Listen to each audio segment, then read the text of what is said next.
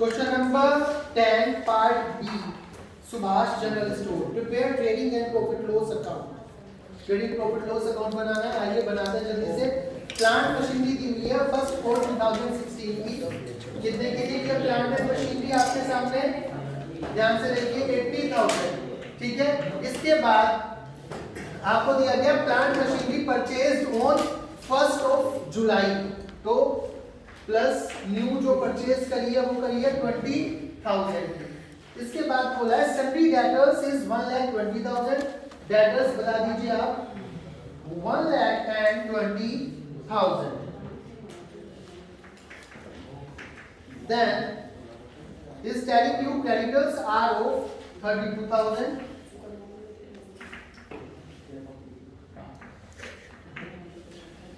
Creditors के बाद बोल रहा है फर्नीचर है 5,000 का, फर्नीचर 5,000। फर्नीचर के बाद बेटा इसने दिया आपको motor car 70,000, motor car 70,000। Motor car के बाद आपने उसे परचेजेस दिया। परचेजेस आप जानते हैं ट्रेडिंग के डेबिट साइड आएगा। 2 परचेजेस, तो बेटा परचेजेस आपको दी हुई है इसने 1,60,000 की, ठीक है। फिर परचेजेस के बाद आपको गिवन है सेल्स। सेल्स आपको पता है ट्रेडिंग के क्रेडिट साइड आती है, बाय सेल्स 2,80,000। सेल्स के बाद सेल्स रिटर्न भी है 15,000 की। कहां से माइनस कर देंगे आप, सेल्स से ही माइनस कर देंगे।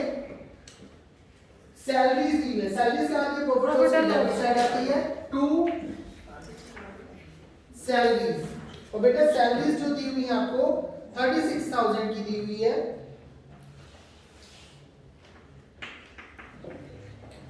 फिर सैलरीज के बाद बच्चे ओपनिंग स्टॉक दिया हुआ है 60,000 का।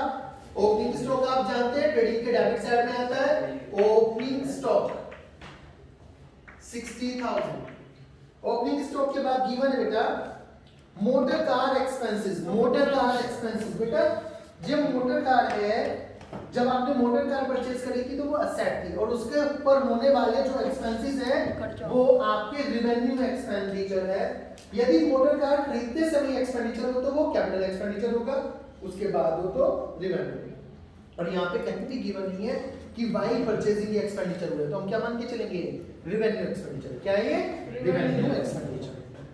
तो मोटर कार एक्सपेंसेस देखिए 2 मोटर कार एक्सपेंसेस 6,000। फिर इसके बाद ये स्टेशनरी 500, स्टेशनरी 2 स्टेशनरी, और स्टेशनरी के लिए नीचे एक एडजस्टमेंट भी दी हुई है। फिर दिया हुआ है रेंट 12,000, रेंट 12,000। और बेटा रेंट के लिए भी इन्होंने एक एडजस्टमेंट दी हुई है, इसलिए मैंने इसे पर्टिकुलर कॉलम में लिख दिया। Insurance premium, insurance premium 2 insurance premium, ये आपका खर्चा है प्रॉफिट लॉस के डेबिट में आएगा। इंश्योरेंस प्रीमियम जो दिया हुआ है बेटा 1200 दिया हुआ है, और उसी के साथ छोटी सी बात लिखी हुई है 1 जनवरी 2017 से 1 जनवरी 2017 से 31 दिसंबर 2017 तक का पे किया है। हम जो लेजर बना रहे हैं, ये जो भी प्रॉफिट लॉस स्टेटमेंट और बैलेंस शीट बना रहे हैं, ये बना रहे हैं 31 मार्च 2017 को, और पे कब तक का है, 31 दिसंबर 2017 तक का। इस ईयर से रिलेटेड कितना है, ओनली 3 मंथ्स। कितने मंथ्स का है, 3 मंथ्स। तो बाकी का 9 मंथ्स कब का है, आने वाले साल का, कमिंग ईयर का। और यहां पर हमें केवल इस ईयर के ही क्या लेने हैं, एक्सपेंसेस और इनकम को लेना है। तो बाकी के जो 9 मंथ्स है उन्हें बाहर निकाल दीजिए। कैसे निकालेंगे, बहुत इजी, माइनस प्रीपेड 1200 है 12 मंथ्स का। 1200 कितने मंथ्स के लिए है, 12 मंथ्स के लिए। तो 9 मंथ्स के लिए कितना होगा, 900। बाहर कितना आ गया, 300। ये 900 क्या हो गया, प्रीपेड।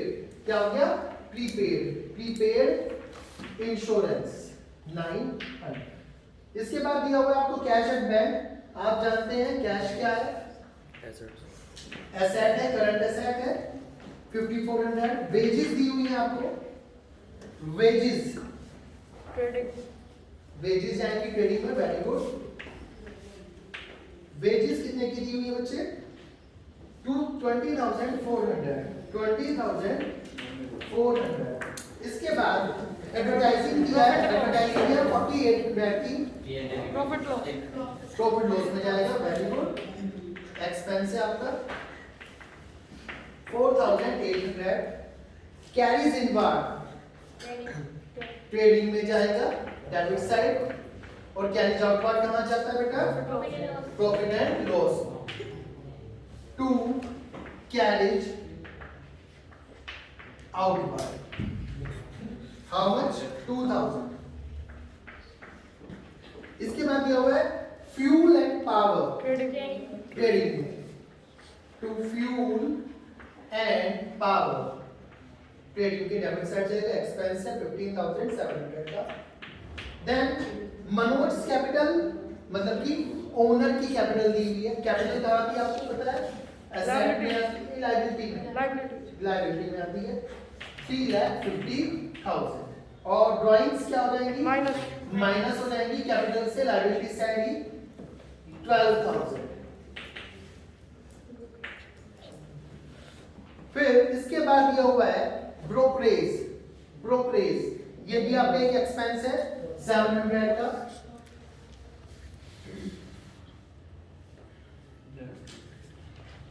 To brokerage 700। और ब्रोकरेज के बाद दिया हुआ है डोनेशन भी आपका एक्सपेंस है 5,100 की डोनेशन है।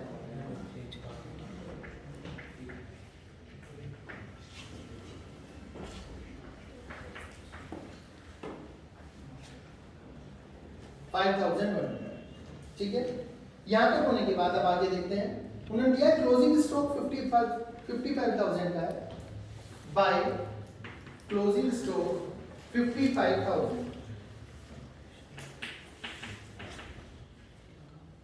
क्लोजिंग स्टॉक दूसरी जगह कहां पर आएगा, बैलेंस शीट में, एसेट साइड, करंट एसेट है। सारी की सारी एडजस्टमेंट्स दो जगह जाती हैं। Stock valued at 10,000 was destroyed by fire। 10,000 का स्टॉक जो है आग से जल गया on 18 मार्च 18 मार्च को। But the insurance company admitted A claim of 6,800 only। Insurance company ने हमें कितने रुपए दिए, 6,800। अब इस एडजस्टमेंट का क्या करना है, बड़े ध्यान से देखिएगा। जो स्टॉक जल गया तो जनरली करते हैं loss by fire account debit to purchase. सबसे पहले परचेज में से minus loss by fire 10,000 minus कर दीजिए, ठीक है, 10,000 माइनस हो गया। फिर अब इंश्योरेंस कंपनी आपको कितने रुपीस दे रही है, 6,800। कितने दे रही है, 6,800।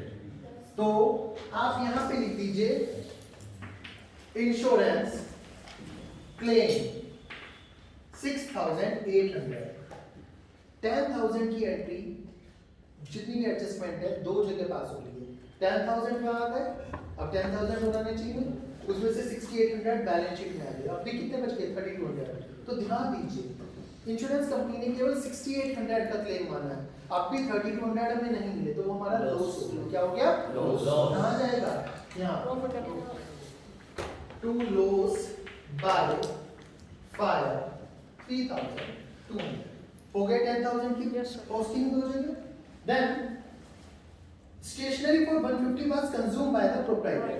कंज्यूम बाय प्रोप्राइटर क्या होता है, पर्सनल एक्सपेंस, उसे क्या कहते हैं, ड्राइंग। स्टेशनरी में माइनस कर दीजिए ड्राइंग्स 150, ये बच गया 350। और ड्राइंग्स कहां से माइनस हो जाएंगी, कैपिटल। दो जगह कॉस्टिंग होगी सारी एडजस्टमेंट की, रिमाइंड है।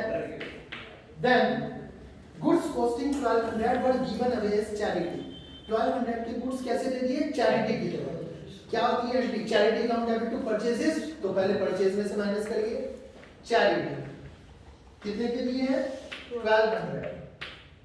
और ये चैरिटी बिजनेस के लिए क्या है, इनकम या एक्सपेंस, एक्सपेंस। तो लिख दीजिए